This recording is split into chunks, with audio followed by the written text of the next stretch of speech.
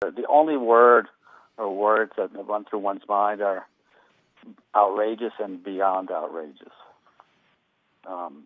It's the worst kind of political rhetoric, the worst kind of incitement that one can imagine. There's no place for it in the American political dialogue. I'm curious, Doctor. What do you think the ramifications could be internationally of a presidential candidate, and then by extension somebody who gets elected, in sharing this type of story? I think the ramifications are in terms of Americans' relations with the Arab world, with the Muslim world, is enormous. I mean, this is fear mongering, hate mongering, any other kind of mongering that you want to suggest that has, again, no place in political rhetoric.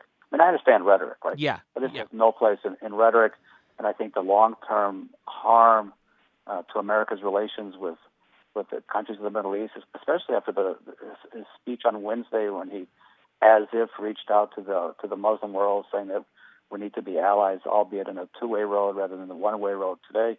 There's obviously an extraordinary inherent contradiction here.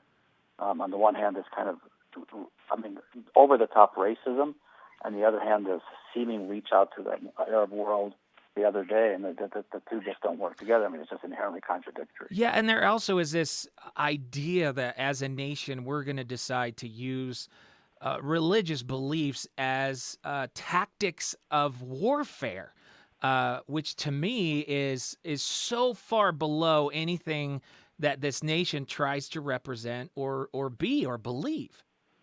Absolutely correct. Again, one understands domestic rhetoric. I mean, it's a political campaign, right? And candidates say all kinds of things. Even Cruz's choice to be vice president says now that she said bad things about Cruz because it's in the nature of the political dialogue. That's okay. And that's fine. That's understandable. But this is this is just, what would be the term? This is so over the top and so beyond any acceptable bounds and boundaries that I think, were he elected, I think it's going to be something that would be very difficult for him to explain away if and when he would meet with Arab leaders. I mean, not Arab leaders here in the United States, but Arab leaders of the world.